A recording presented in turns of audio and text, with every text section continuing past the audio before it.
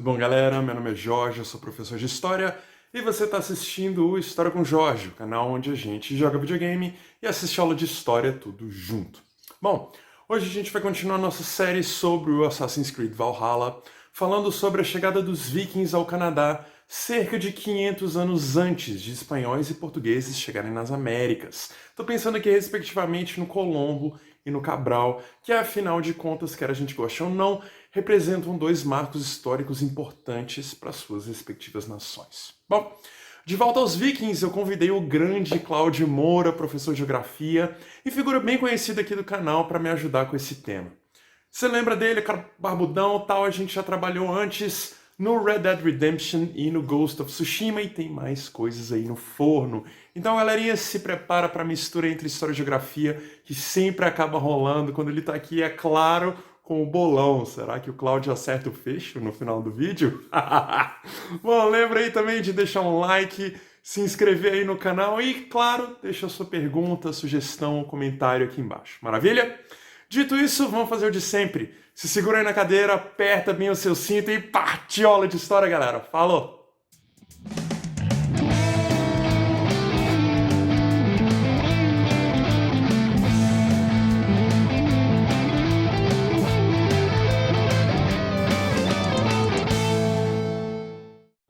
Bom, gente, estamos aqui mais uma vez com o professor Cláudio Humberto Moura, sócio aqui do História com Jorge. Sempre um prazer conversar com ele. Tudo bom, hein, Claudião?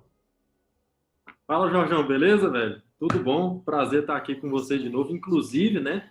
Um prazer estar falando sobre esse jogo que eu ainda não joguei, mas eu já vi você jogando, então eu posso falar do que tá rolando aí. Sim, sim. Para essas coisas serve a internet, o live stream, enfim, Exatamente. essas coisas todas. Enfim, vamos lá, meu querido. Quanto, velho? Não dá, pô. Pandemia, velho, enfim, faz um ano já, né? Parece que foi ontem. Mas vamos aí. Hoje a gente está aqui para falar sobre a chegada dos vikings do lado de cá do planeta, né? Atravessando o Atlântico.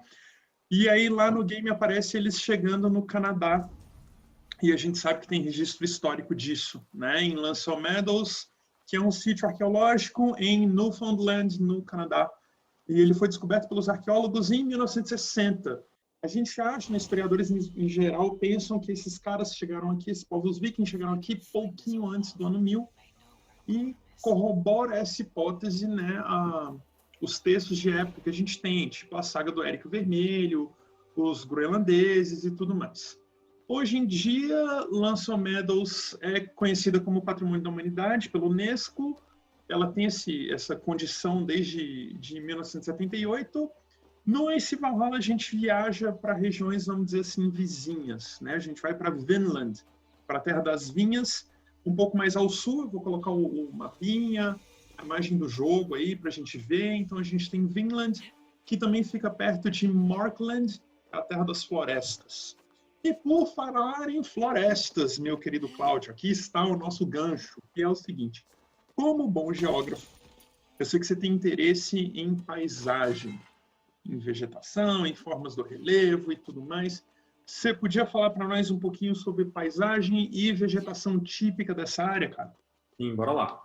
Então, Jorgão, essa região, ela está ali numa zona de convergência entre dois biomas, né? Tanto que dependendo da fonte, ele vai incluir essa região ou na floresta subtropical, também conhecida como floresta temperada ou floresta decídua, né? E a taiga, né? Que é a floresta de coníferas, floresta de pinheiros, né? Então, essa região está ali numa convergência entre dois biomas e isso, do ponto de vista da biodiversidade, é interessante. Ainda que individualmente a floresta subtropical e a taiga sejam naturalmente biomas de baixa biodiversidade, por causa do tipo de clima muito severo, temperaturas muito baixas, mas essa convergência faz com que ele tenha uma biodiversidade mais elevada. E outra coisa, outro fator aí que soma para essa biodiversidade é o próprio relevo da região, né? Como você tem uma região de dobramentos antigos, né? Você vai ter o quê? Nos cumes, você vai ter um solo mais raso, porque o intemperismo, a erosão age mais nos topos, e onde tem solo mais raso, você vai ter o quê? Vegetação rasteira. E nos vales, nas partes mais baixas, para onde escorre os sedimentos, você vai ter solo mais profundo.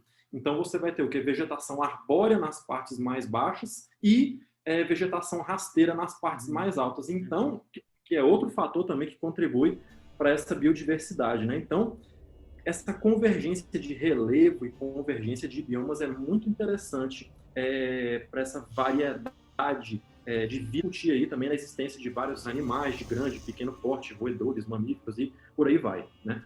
É isso aí. Mas legal você ter tocado nesse ponto da variedade, da biodiversidade e tal, porque os nórdicos, muito curiosamente, ou de maneira muito estratégica, eles fazem o link entre o nome do lugar e algumas condições climáticas. Então, quando eles chegam na Groenlândia, eles chamam de Greenland, dando um contraste com a Iceland. Então, tipo, no sentido da propaganda política, assim, de não, venha, migre para as novas terras e as novas fronteiras muito verdes, amplas e tudo mais, sabe? Esse esquema vamos dizer assim, da necessidade da terra cultivável, do clima ameno e tal. E os nomes também, cara, Vinland, Markland e tal, são todos muito, muito relacionados à paisagem, né? Mas a gente sabe que já tinha gente morando do lado de cá, né? Então, como é que fica esse ponto do contato entre esses povos nórdicos e grupos ameríndios? Como é que se dá esse, vamos dizer assim, esse encontro de civilizações? Então, João, como a gente estava conversando aqui antes de começar a gravar, você mesmo disse que não houve uma fixação perene de povos vikings lá nórdicos, né, nessa região aí do atual Canadá, né?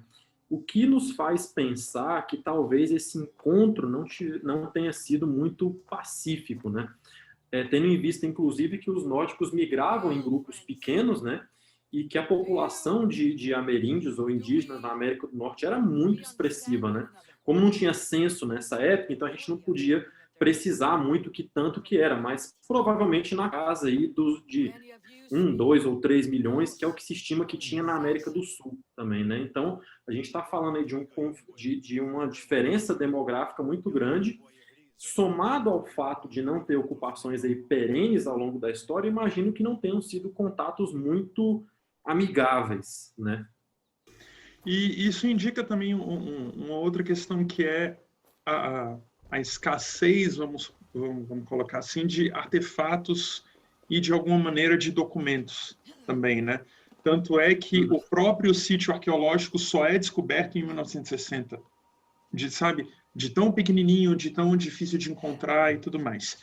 E com relação a isso, ele tem uma construção, tem um esquema muito ímpar, assim, né? Naquele tipo de moradia e tal. E eu sei que você é geógrafo, você curte também umas questões muito voltadas para meio ambiente, sustentabilidade e moradias alternativas, tudo mais. E conta um pouquinho para nós aí de como é que é, ou como é que era, né? O tipo de moradia, o que a gente encontra em relação a isso lá no sítio. Cara, é muito interessante você ter falado dessa questão de moradias alternativas mais atuais, porque muito do que os nórdicos fizeram lá, hoje são princípios aplicados à permacultura, né? Que é você o quê? Viver e construir com o que tem no terreno, né? Com os materiais disponíveis nele, né? Então a gente percebe que lá, nesse sítio arqueológico, L'Anse-aux-Meadows, eles utilizaram um padrão construtivo assim bem, digamos assim, integrado ao meio, né? Eles faziam construções baixas, aproveitando às vezes até um desnível do solo para ela ficar meio que enterrada, faziam uma estrutura até meio rústica, né, com madeira, cobria com forragem, com palha, com terra e deixava o mato crescer por cima. Enfim, facilitava também no verão, amenizava o calor, no inverno ajudava a manter quente, então tinha uma função de isolamento térmico interessante. Imagino que não devia ter um cheiro muito agradável, né? Devia ter um cheiro de terra molhada, um negócio Falando em cheiro. meio estranho, até insalubre, né? Mas, enfim, a gente está falando do quê? Século X, né? Sim, sim. Enfim, era o que tinha, né? Mas deixa eu só te cortar rapidinho. Eu li um artigo muito bom, cara, sobre você falando em cheiro.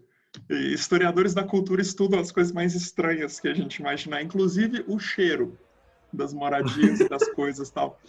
E eu li uma descrição bastante interessante sobre o Long Hall, né, o grande salão viking. E o historiador lá, não me lembro o nome da pessoa agora, mas ele fala com todas as letras, assim, não, fica todo mundo defumado 100% do tempo, porque o fogo Nossa. nunca se apaga. Ou você está fazendo fogo para aquecer, ou você está fazendo fogo para cozinhar, e ainda tem tochas e velas e N coisas para iluminação interna. Essa fumaça é toda escoada pelo teto, seja pelas microfissuras do teto, com palha, com não sei o quê, ou pelas próprias aberturas, mas devia ser um cheiro de fumaça e um ardor nos olhos assim muito forte. Horrível, né? Devia ser uma coisa bem insalubre, né? Agora, vale ressaltar, Jorge, que o sítio arqueológico lá de Lançalmedô, o que está disponível lá para visitação, ele é uma reconstrução, né? Ele não é o sítio original mesmo. Ele tem a parte do sítio original, quilômetro e meio adiante, em outro ponto eles fizeram a reconstrução e tombaram a região toda, né? Inclusive fizeram lá a reconstituição e colocaram uma cruz cristã, né, lá numa das construções, né?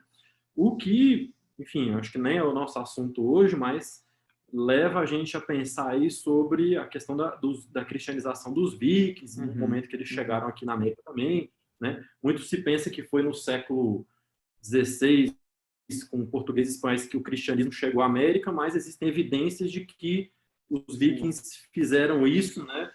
500 anos antes, provavelmente, né? Mas aí é outra coisa. Sim, assim, assunto para outro vídeo inteiro, só para falar disso, com certeza. É outro vídeo.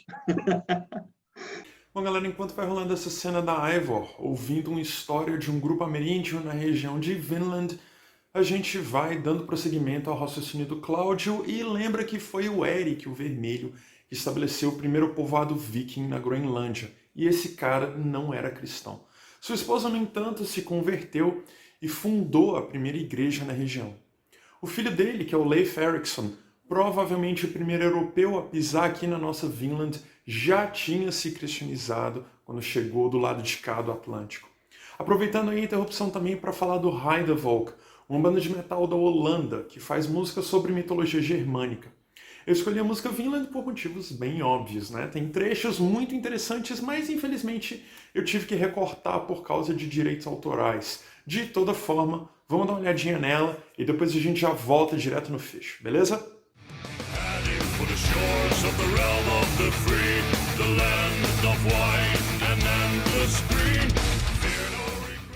Agradecimentos oficiais ao meu querido e barbudo e cabeludo professor Cláudio, arrasante como sempre.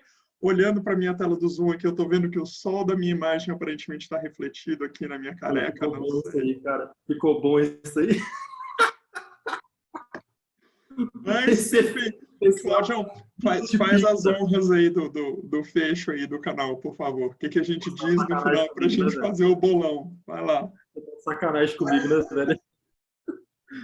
Como é que é? Grande abraço. Estudar. Não, se cuida aí primeiro. Se cuida aí, um abraço e racha de estudar. Aí.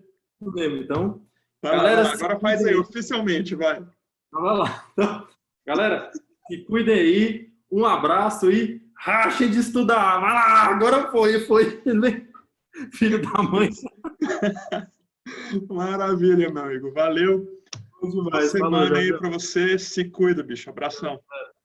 Alô. Tamo junto.